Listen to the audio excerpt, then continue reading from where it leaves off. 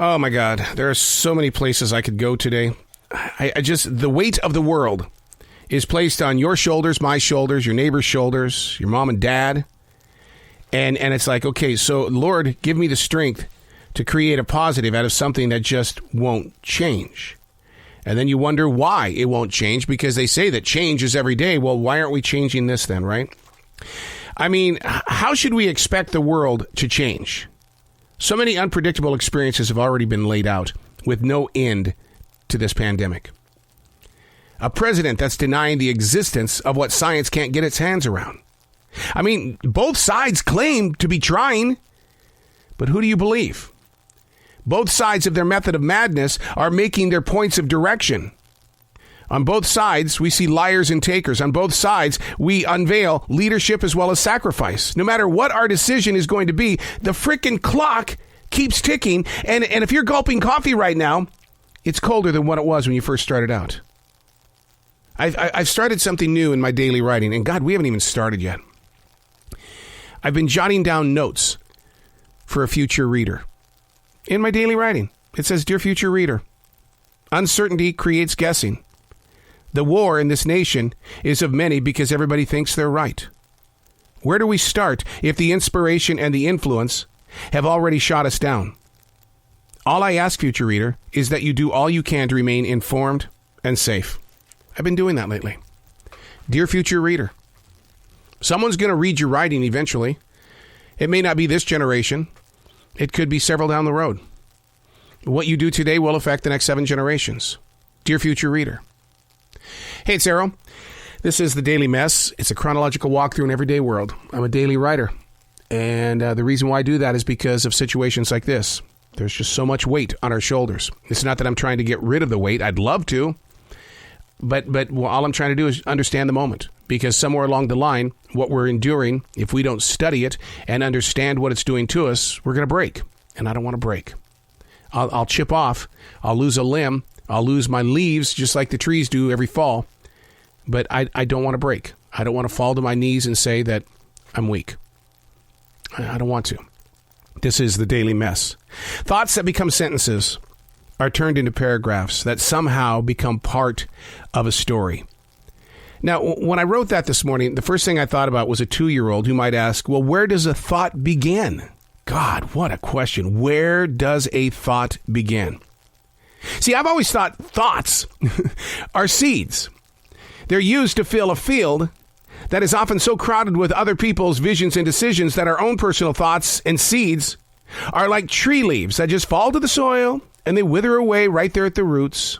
And so I had to make up a story one time about, well, the reason why tree leaves fall right where they are is so that during the wintertime, the tree can keep nice and warm during this cold, snowy, blowy days. I used to keep stories like that because I always wanted to know why a leaf stands so proud for so many months and then just decides to fall. It just drops down. And I did some research over the weekend about that. Why tree leaves fall. And God, the answer was right there. And did I really need to research it?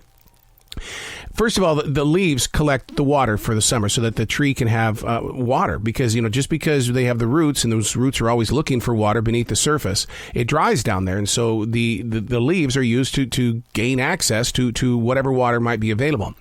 But during the winter months, between November and February, what happens is that there's lesser water. And the tree has got to do whatever it can as a working system to preserve whatever it has for energy. And leaves expect a lot of energy. They demand a lot of energy. So the agreement between the tree and the leaves is that you got to go. We're going to go get more. And boy, if that doesn't sound like today's modern day world of business, right? These big companies where, they have 850 radio stations, but 90% of that company is now a leaf on the ground at the roots. They're willing to come back. Most of them are. But it's not going to happen because you have fallen from the vine. So I think about things like that a lot, that these leaves, that they have an opportunity to fall to the soil, but what do they have to wither away?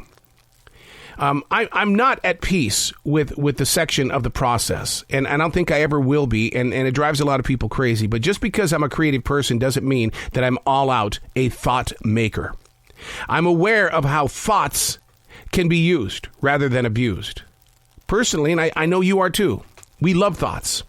We live off the presence of a thought. I write every day not because I'm used to throwing thoughts and excess weight onto the innocence of a simple page. What happens is I think that we're guilt tripping ourselves. We're shaming ourselves for having a thought. How dare us? How dare us? I heard a quote yesterday from Anderson Cooper on his podcast. I'm not going to get it right, but hopefully you'll get the idea.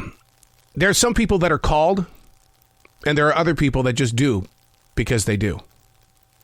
They just walk through life. That's what they do. But there are some people that are called, and those that are called are always trying to make a difference. Not to say that those that just walk through life don't make a difference. Your presence is beautiful. I love you. But in reality, I think we're all called.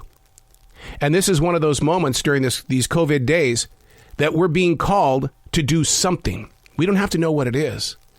It's just that when we get to the other side, because of the sacrifice that you made and the willingness that you provided, there's going to be a difference made. And there's going to be leadership that is going to blossom. Writing down our thoughts is a source of revelation in the way of inspiring each and every one of our souls to make it a different day. From the Michelle Obama podcast, and you're going to hear me talk about this many times. We don't want to go back to normal. We want to be better. We want to be better. Dear future self, we're trying. But in martial arts, when I use that word trying, my Sabanim, Master Harris, would look at me and say, I don't like it when you say you're trying to do something. Stop trying and do it. I'm Errol, and that's the Daily Mess.